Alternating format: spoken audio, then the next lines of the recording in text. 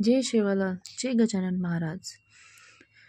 विदर्भातील पिठलं भाकर म्हणजे गजानन महाराजांचा आवडता नैवेद्य.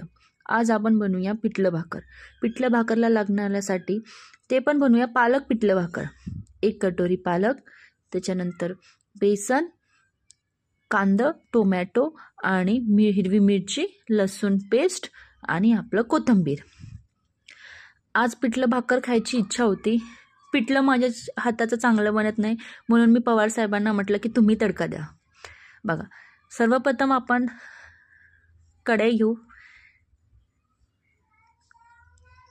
त्याच्यामध्ये आवश्यकतेनुसार तेल टाकूया.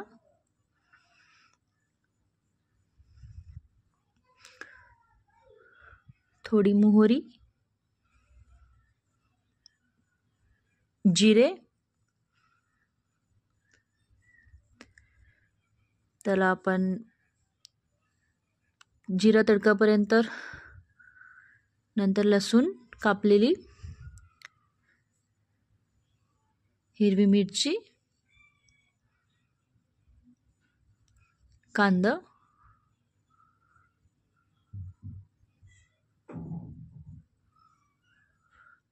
टोमॅटो ह्या सर्वांना परतून घेऊया. छानपैकी त्यांना तेलामध्ये असे मिक्स फ्राय करून घेऊया. त्याच्यामध्ये चवीनुसार मीठ, थोडं हळद, परत त्याला आपण मिक्स करून घेऊया.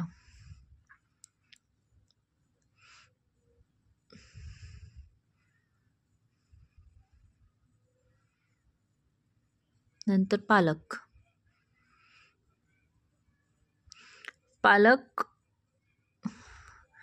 पालक इझिली त्याच्यामध्ये मिक्स होतं आणि लवकर शिजतं. 5 मिनिटं पालकाला शिजू देऊया आपण.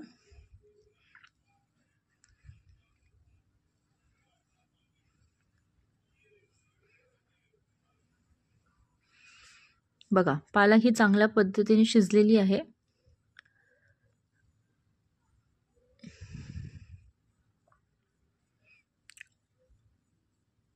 आता बघा, मी 4 चम्मच बेसनाचं बेसन मिक्स केलेलं पाण्यात, तो आपण त्याच्यामध्ये अजून थोडंसं पाणी टाकूया.